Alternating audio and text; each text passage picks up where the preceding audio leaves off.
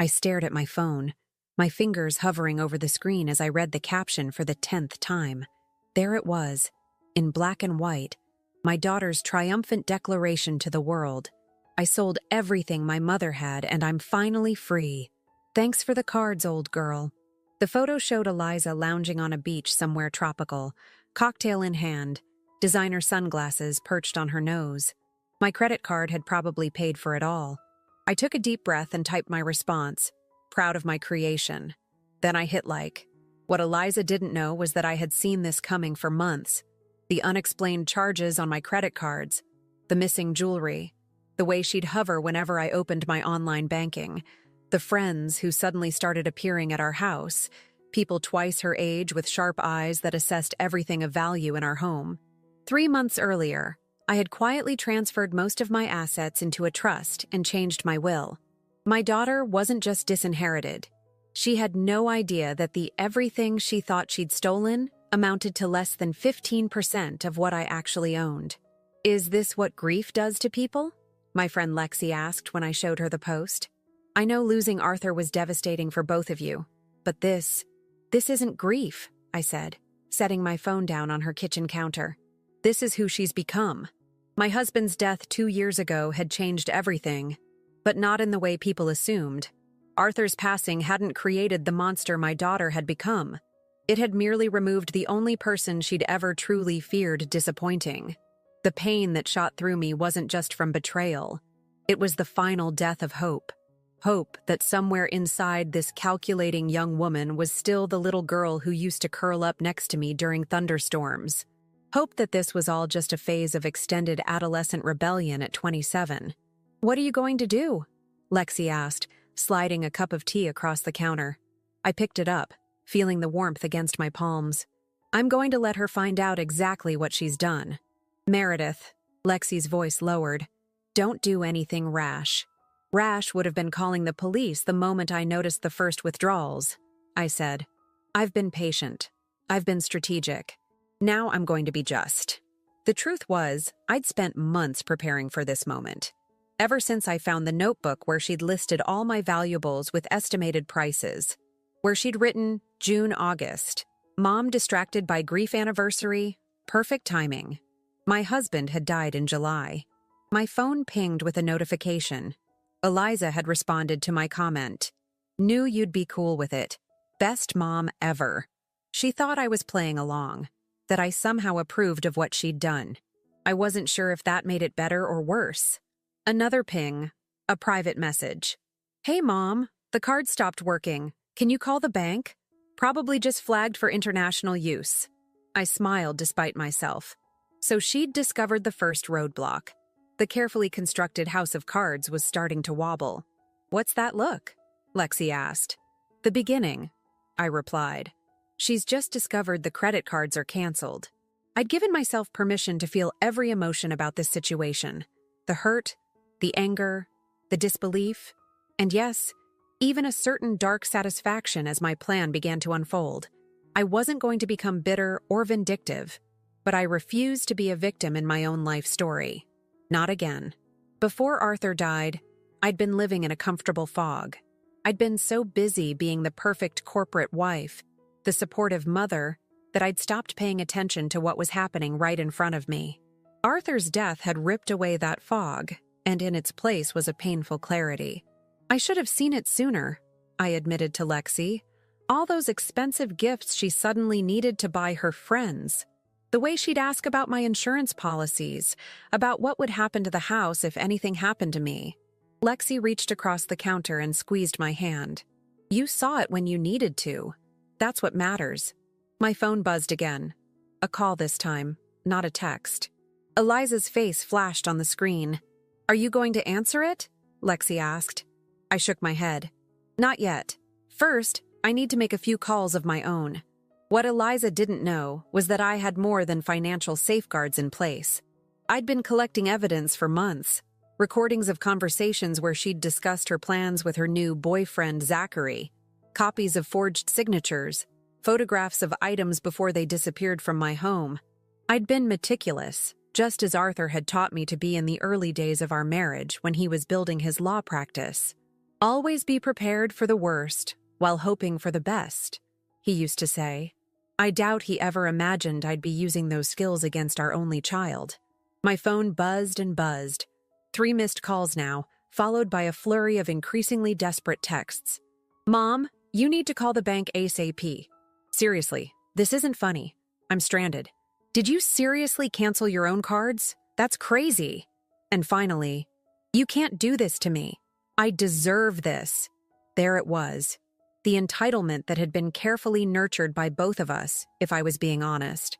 Arthur and I had given her everything, solved every problem, removed every obstacle, and now she believed she deserved whatever she wanted, regardless of who it hurt. What happens now? Lexi asked, watching me set my phone face down on the counter. I took a sip of my tea, which had grown cold.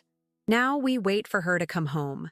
And then, I looked up at my oldest friend, the one person who had warned me about Eliza's behaviors years before I was ready to see them.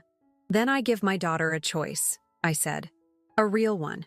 Maybe for the first time in her life. What I didn't tell Lexi was what would happen if Eliza made the wrong choice. Some things you keep to yourself, especially when you know how deeply they might shock the people who think they know you best. My phone lit up again. This time it wasn't Eliza. It was a notification from my bank's fraud department, requesting confirmation of a large withdrawal attempt. Apparently, my daughter had just tried to access my savings account using my personal information. I smiled grimly. The game was officially on. 3 days later, I heard the front door slam. From my seat in Arthur's old study, I listened to the familiar sound of Eliza's heels clicking across the marble entryway. The sound paused, then continued with more purpose toward the kitchen, her usual first stop. I waited, sipping my tea and counting down in my head. 5, 4, 3, 2. Mom? Her voice echoed through the house, an octave higher than usual, the tone she used when she wanted something. Mom, are you home? I didn't answer. Instead, I straightened the folders on the desk in front of me. Bank statements, credit card bills, photographs of items that had gone missing from the house over the past year, and a detailed inventory of what she'd taken and what she'd sold. The clicking of heels grew louder, more frantic as she moved from room to room. Finally, she appeared in the doorway of the study. Her tan was flawless, but her eyes were rimmed with red and her designer clothes looked slept in. There you are, she said, attempting casual but landing somewhere between annoyed and anxious. Didn't you hear me calling? I heard you, I said, keeping my voice steady. Just like I heard you when you called from Bali. Or was it Fiji? She blinked rapidly, then tried a smile. Look, about that, I know you're probably upset. Sit down, Eliza. I gestured to the chair across from me.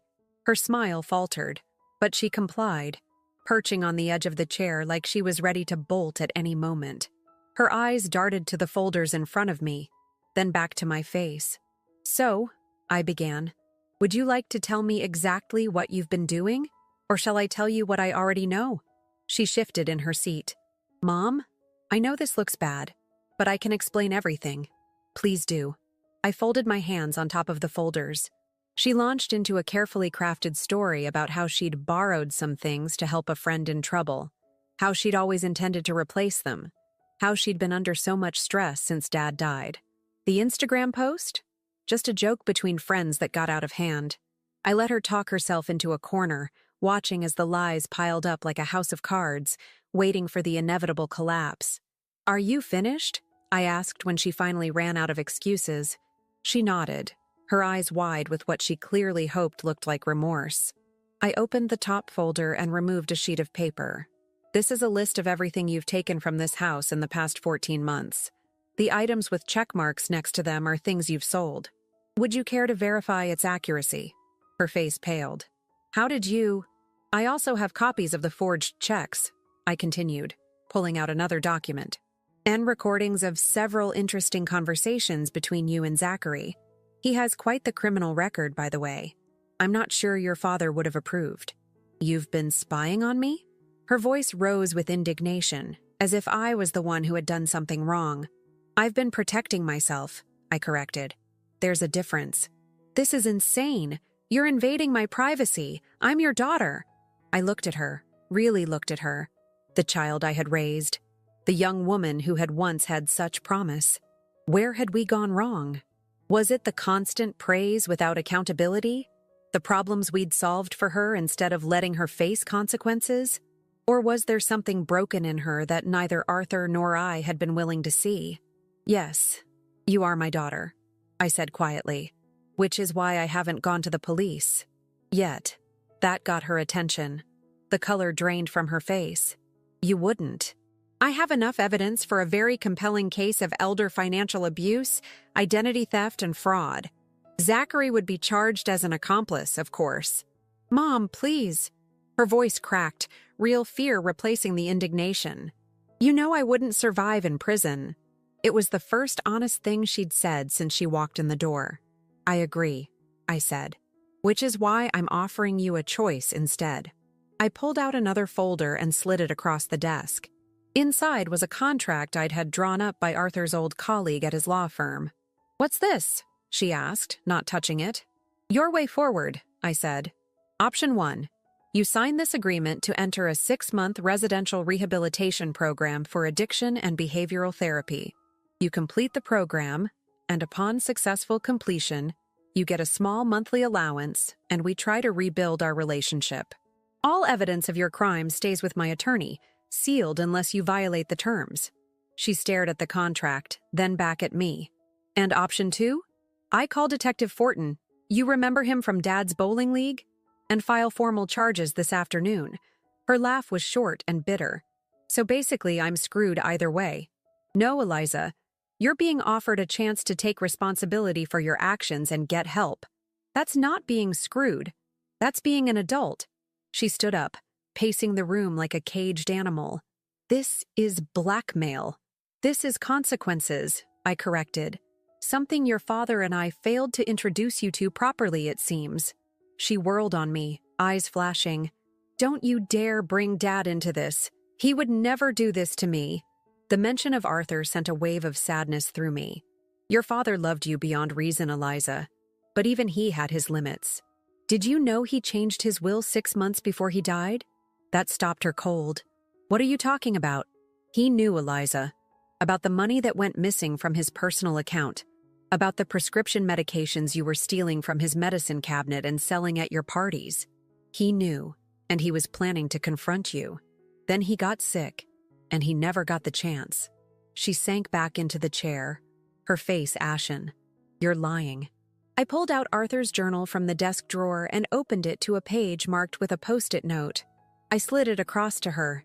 His words, not mine. She stared at the page, at her father's distinctive handwriting.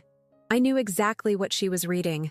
I'd memorized the passage over countless sleepless nights. Hardest decision of my life today. Changed my will to protect Meredith from what Eliza might do when I'm gone. Found evidence of theft and drug dealing in her room. My heart is breaking.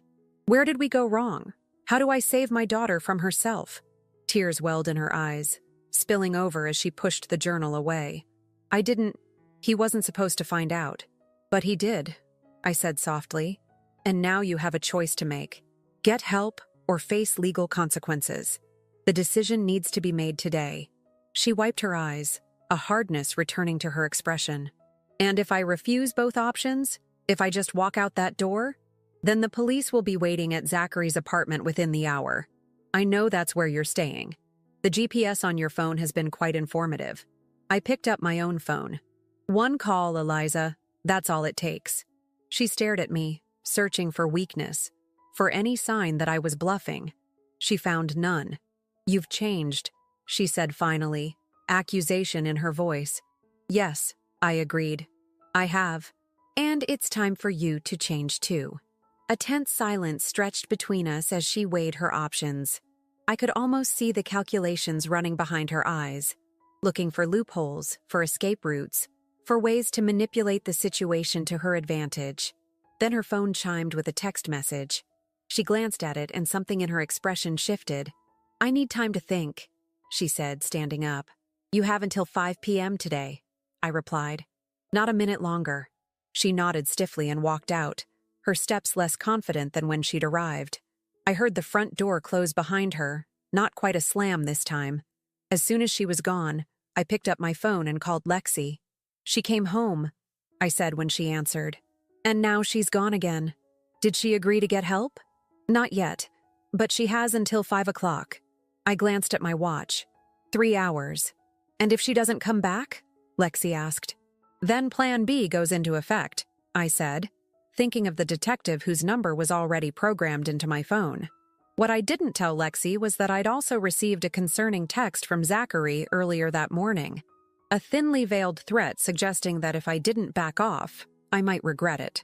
I had installed a new security system the day after discovering Eliza's theft, but as I looked out the window at my empty driveway, I couldn't shake the feeling that this confrontation was far from over, and that my daughter's next move might be even more desperate than her last. 4 o'clock came and went with no sign of Eliza. I sat in the kitchen, nursing a cup of tea gone cold, watching the minutes tick by on the antique wall clock Arthur had cherished. The house felt unnaturally quiet, as if it too was holding its breath, waiting. My phone rang, startling me. Lexi's name flashed on the screen. "Any word?" she asked when I answered. "Nothing." I got up to rinse my cup in the sink, phone pressed between my ear and shoulder. "I don't think she's coming back before the deadline. Are you really going to call the police?" I hesitated, watching water swirl down the drain. "I have to follow through, Lexi. If I don't, she'll never take me seriously again." A soft beep interrupted our call. Another incoming call. "It's her," I said, recognizing Eliza's number.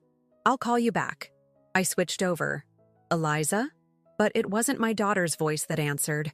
It was Zachary's, smooth and artificially pleasant. "Mrs. Harrington, so nice to finally speak with you." My grip tightened on the phone. "Where's my daughter?" "She's right here, safe and sound."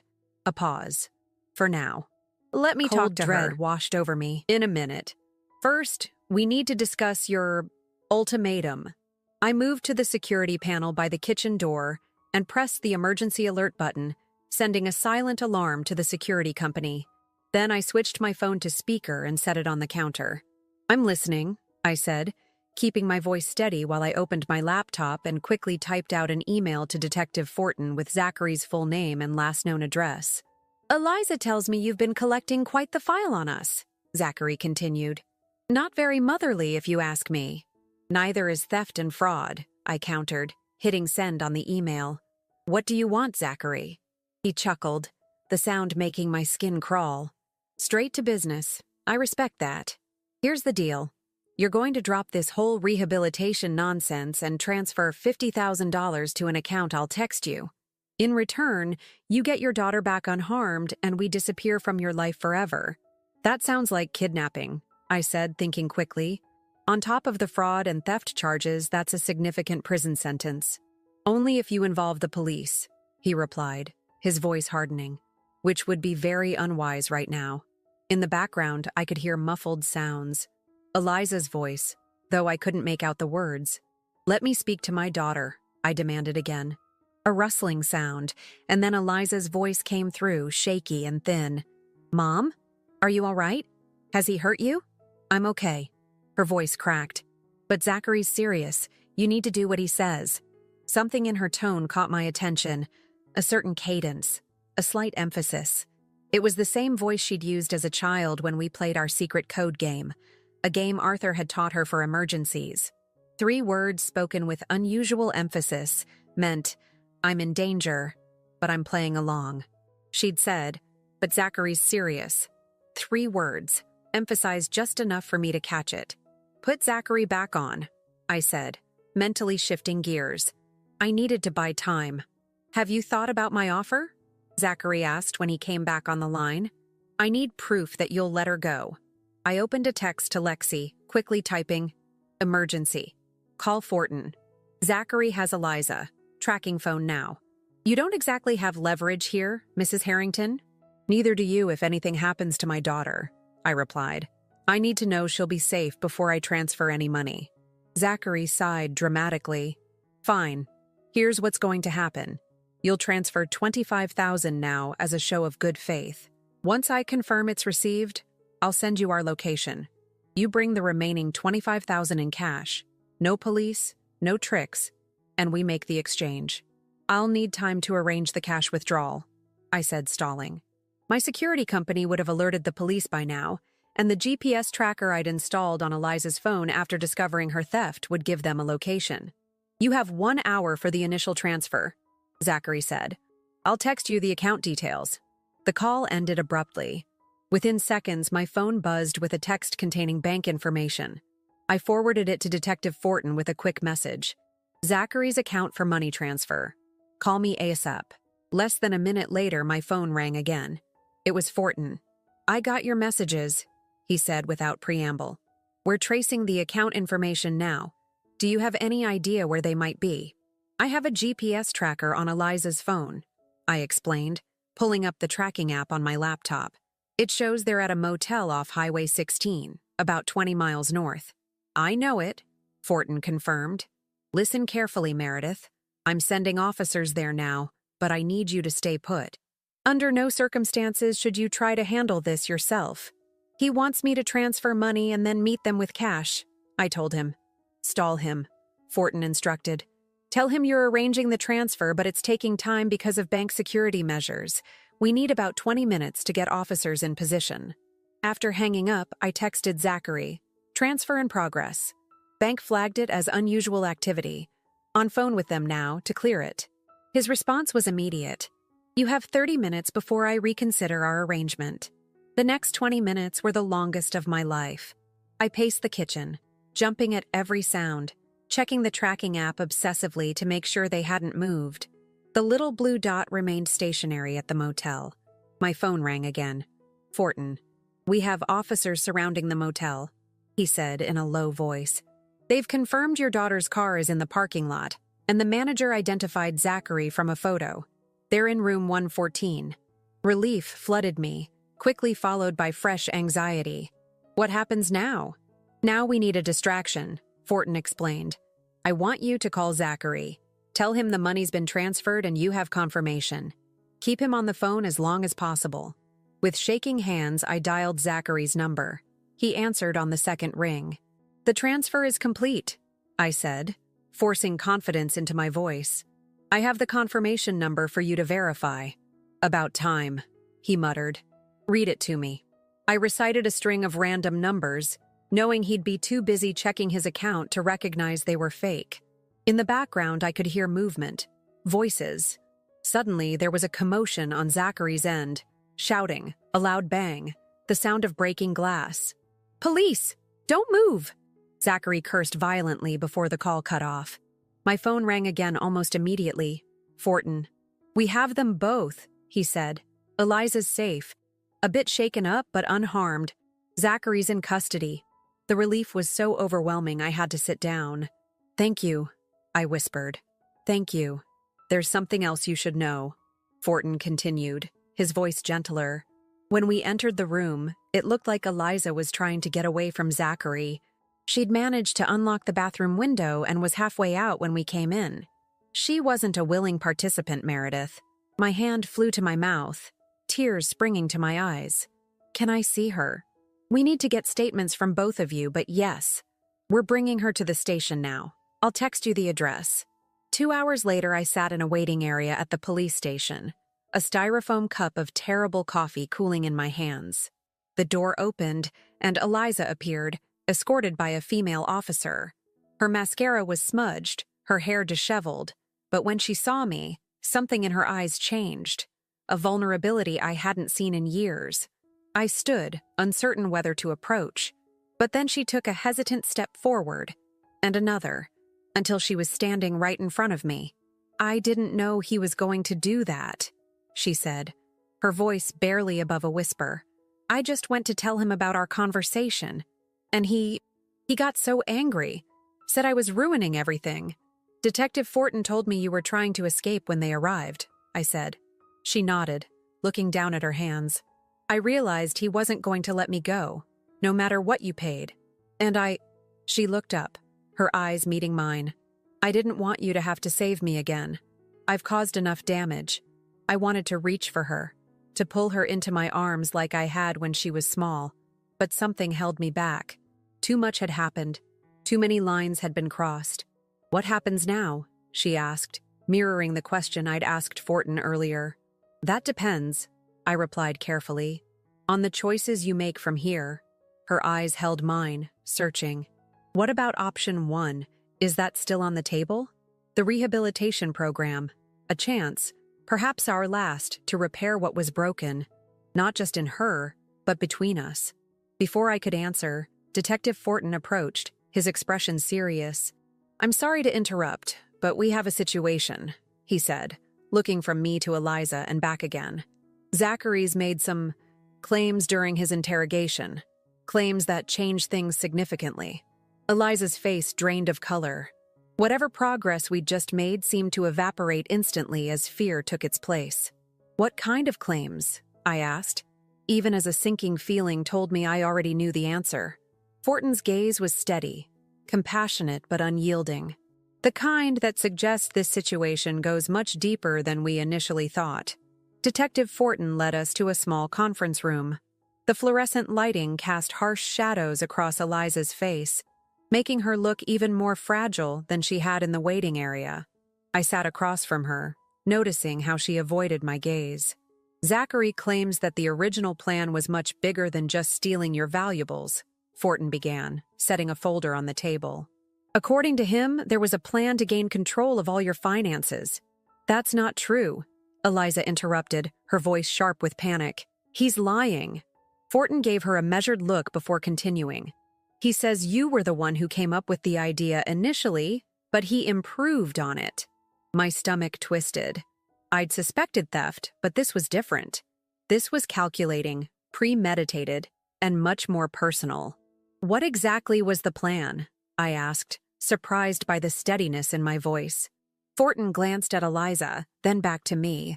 "According to Zachary, the long-term goal was to have you declared mentally incompetent. He claims Eliza had been documenting erratic behavior for months. Small things like misplaced items, forgotten appointments, manufactured arguments where you allegedly said things you never said." I felt the blood drain from my face. That's why she kept insisting I was forgetting things. All those moments when Eliza would say, "Mom, we talked about this yesterday," or, "Don't you remember agreeing to this?" It hadn't been random gaslighting. It had been groundwork for something much worse. "He's making this up," Eliza protested, tears streaming down her face. "I would never do that to my own mother." "We found a journal in Zachary's motel room," Fortin continued, ignoring her outburst. "It documents numerous incidents of supposed mental decline. The handwriting has been confirmed as yours, Eliza." She buried her face in her hands, shoulders shaking. I should have felt rage, betrayal, horror. Instead, a strange calm washed over me. "What would have happened if they'd succeeded?" I asked. "Zachary has connections to a doctor willing to sign off on an evaluation without a proper examination. Once you were declared incompetent, Eliza, as your only child, would have been appointed your guardian. She would have gained control of all your assets." I nodded slowly, piecing it together. "And once they had control, they'd liquidate everything and disappear." "That appears to have been the plan," Fortin confirmed. "Except you caught on to the theft part before they could implement the rest." I looked at my daughter, this stranger who had been plotting to take everything from me.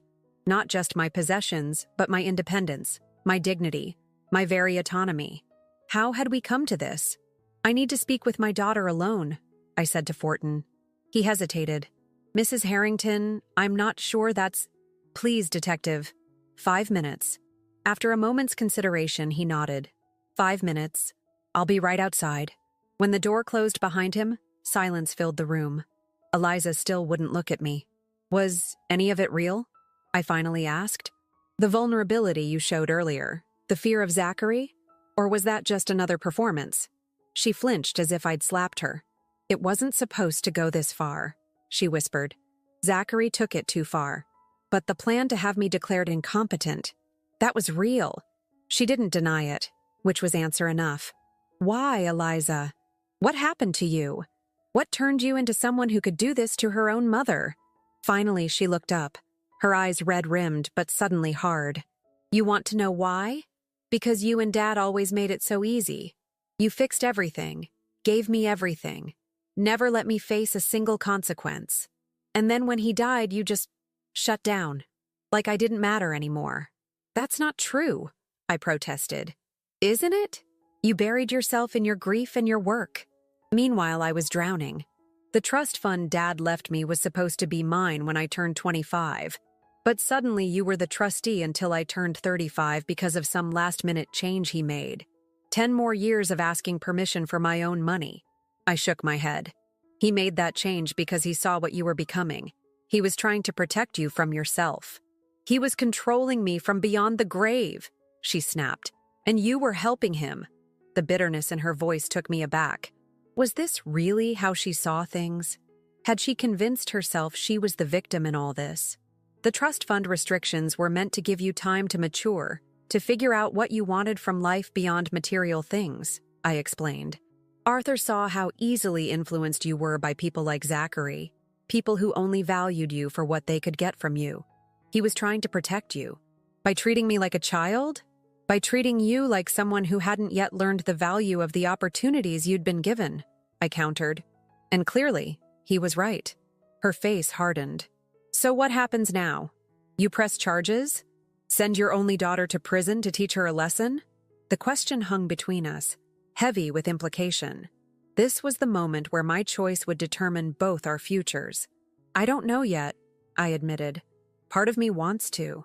The part that's still reeling from discovering that my child was willing to destroy me for money. But there's another part. What? She prompted when I trailed off. The part that wonders if I'm partially responsible for who you've become. If Arthur and I failed you by making life too easy, by solving your problems instead of teaching you to solve them yourself. She looked away, but not before I caught a flicker of something in her eyes. Recognition, perhaps. Or maybe just calculation. With Eliza, it was impossible to know for sure anymore. Zachary will go to prison, I continued. The charges against him are serious, and with his prior record, he's looking at significant time. The question is whether you'll be joining him. I didn't kidnap anyone, she said quickly. That was all him. But you did steal from me, and you were planning worse. She had no response to that. A soft knock at the door signaled that our 5 minutes were up. Fortin entered, his expression questioning. I need time to think, I told him, before I decide whether to press additional charges against my daughter. He nodded, understanding. Of course, given what we know, Zachary's going to be charged regardless. As for Eliza, that's more complicated. There's evidence of theft and conspiracy, but you're right. You should take some time before making any decisions about pursuing those charges. Can she go home tonight? I asked, surprising myself with the question. Fortin considered. She's not under arrest at the moment. If you're asking if she can leave with you, that's your decision. But I should warn you. I understand the risks, I cut in. But I'm not ready to give up on her completely. Not yet. Eliza's head snapped up, shock evident on her face. Clearly, she'd expected me to throw the book at her. Mom, she began, but I held up a hand to stop her. Don't mistake this for forgiveness, I said firmly. Or for weakness. This is me giving you one last chance to prove that somewhere inside, you is still the daughter I raised. The rehabilitation option is still on the table, but with additional conditions now. She swallowed hard. What conditions? Complete transparency, full cooperation with the police investigation into Zachary. And therapy, not just for addiction, but for whatever led you to believe that destroying your mother was an acceptable path. And if I refuse? Then Detective Fortin will have my full cooperation in pressing every possible charge against you. I said simply, your choice. The silence that followed was deafening. I could almost see the wheels turning in her mind, weighing options, calculating odds, just as she'd always done. Finally, she spoke, her voice barely audible. I'll do it. Whether she meant it or was just buying time, I couldn't tell. But as Fortin escorted us out of the station, I felt a strange mix of dread and hope. The journey ahead would be difficult, possibly futile, but I had to try. For Arthur's memory, for the little girl Eliza had once been, and for the woman I'd become through all of this. What I didn't tell either of them was that I had one more card to play, evidence I'd gathered but hadn't yet shared. insurance against whatever might come next. Because while I was willing to give my daughter one last chance, I wasn't willing to be her victim ever again. As we walked to my car in silence, my phone buzzed with a text from Lexi. "Are you both okay? What happened?" I typed back a simple response. "Coming home. With Eliza. We'll explain later. The story isn't over yet." 3 months passed in a delicate dance of cautious hope and lingering suspicion. Eliza had entered the rehabilitation facility the day after our confrontation at the police station. Weekly progress reports indicated she was participating actively in therapy, both group and individual. Her counselor described her as engaged and showing genuine signs of insight. I wanted to believe it. Part of me did, but another part, the part that had been forged in betrayal, remained vigilant. I spent those months rebuilding my life. I moved most of my remaining assets into a new, more secure trust with Arthur's old law partner, Michael, as co-trustee. I changed every password, account number, and security question. I even moved houses, selling the place where Arthur and I had raised Eliza and buying a smaller, more modern home in a gated community across town. "Are you sure about this?" Lexi asked as we unpacked boxes in my new kitchen. "It seems so final." "It's not about punishing Eliza," I explained, carefully unwrapping a crystal vase and placing it on a shelf. "It's about protecting myself while giving her the chance to heal. If she's genuinely changing, a new environment might help break old patterns for both of us." Lexi nodded, though I could see skepticism in her eyes. "And if she's not genuinely changing?" I didn't answer immediately, focusing instead on arranging my new coffee station. "Then I'll be ready," I said finally. Today was the day Eliza would be released from the rehabilitation center. According to our agreement, she would transition to a supervised apartment complex for recovery, where she'd have some independence while continuing outpatient therapy.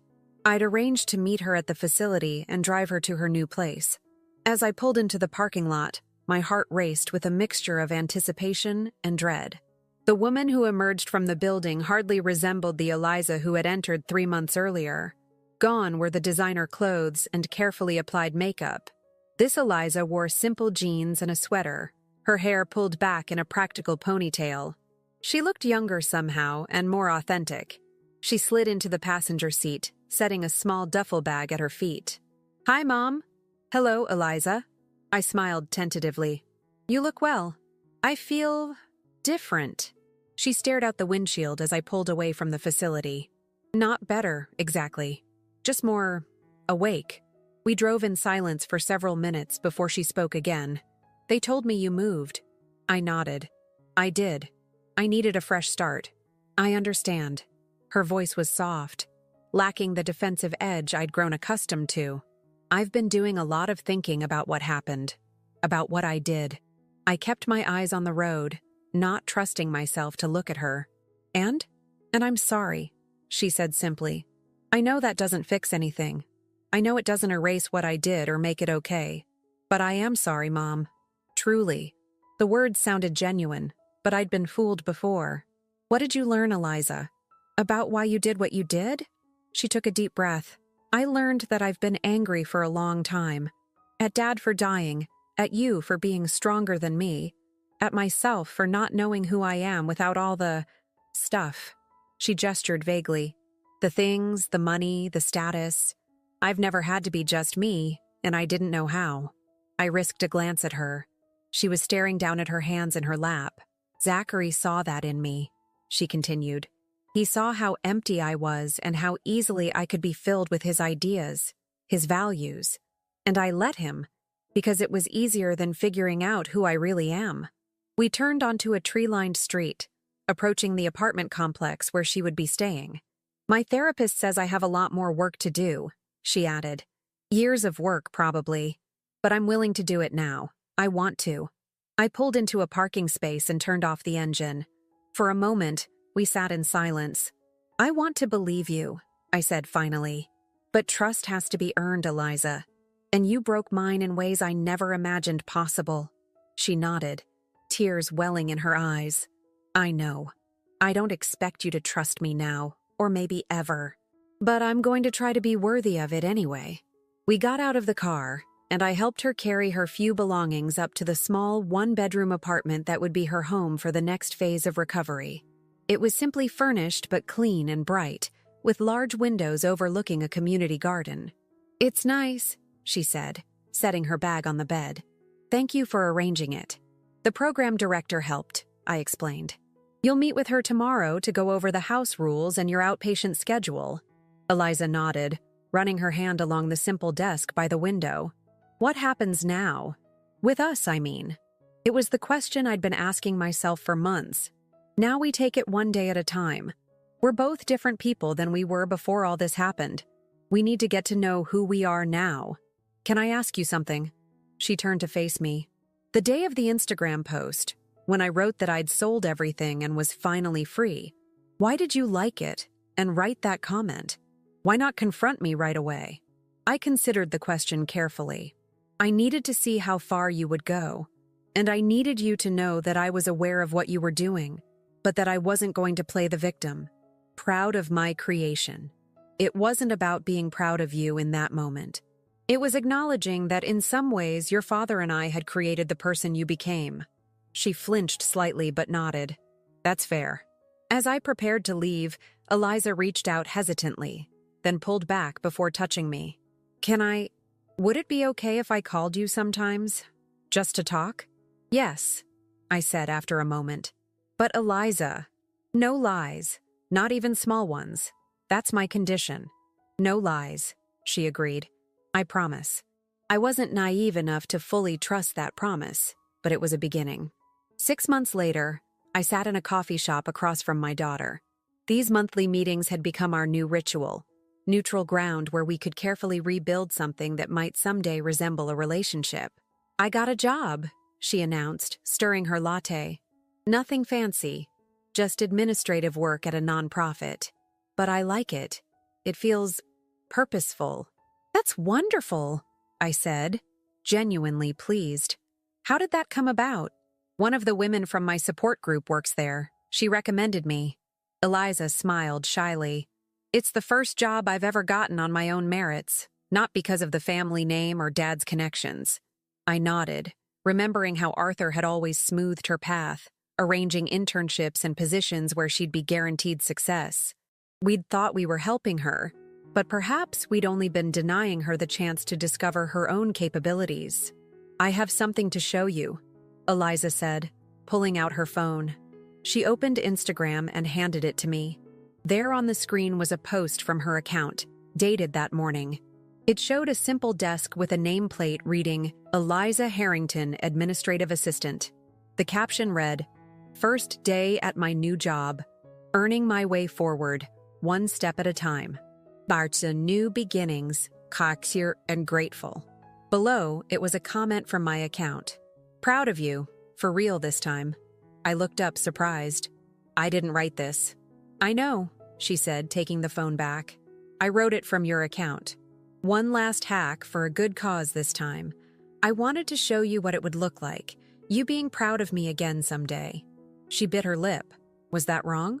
In the past, I would have been angry at the invasion of privacy, however well-intentioned. But now I found myself smiling. It wasn't wrong, but it wasn't necessary either. I pulled out my own phone and opened Instagram.